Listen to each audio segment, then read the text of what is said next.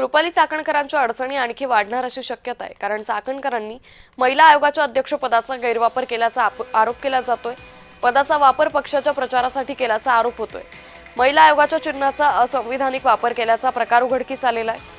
रुपाली चाकणकर यांनी राज्य महिला आयोगाच्या अध्यक्षपदी असताना आयोगाचा उपयोग हा पक्षाच्या प्रचारासाठी केला असल्याचा बॅनरचा फोटो समोर आलाय।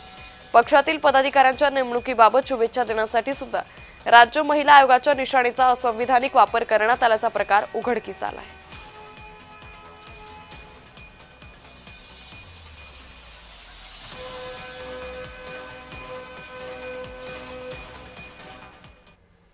चाकणकरांनी महिला आयोगाच्या पदाचा दुरुपयोग केला। महिला आयोग माजी सदस्य उत्कर्ष रुपवते यांनी हा आरोप केलाय। चाकणकरांनी जनसुनावणीमधून महिलांचे प्रश्न सोडवले का असा सवालही त्यांनी उपस्थित केलाय। राज्य महिला आयोगाच्या माजी अध्यक्ष रुपाली चाकणकर यांनी पदाचा फक्त कार्यक्रमामधून वापर केला, मात्र महिलांचे प्रश्न सोडवण्यासाठी चाकणकरांनी किती जनसुनावण्या घेतल्या असा प्रश्न या निमित्तानं त्यांनी उपस्थित केलाय।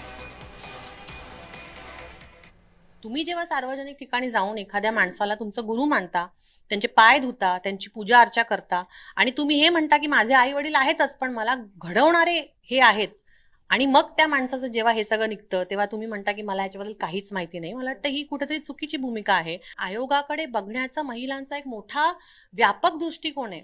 त्या संस्थेबद्दलची एक वेगळी आशा आहे, की अपेक्षा आहे की आम्हाला न्याय मिळेल, बदलली असं म्हणायचं तुम्हाला? ती आशा अपेक्षा त्याला आज कुठेतरी एक तडा गेलेला आहे। ती जी आशा आहे, ती जी अपेक्षा आहे, जो विश्वास आहे आयोगाचा, तो महिलांचा सातत्याने कसा राहील यासाठी खरं तर सरकारने आता पुढे प्रयत्न करण्याची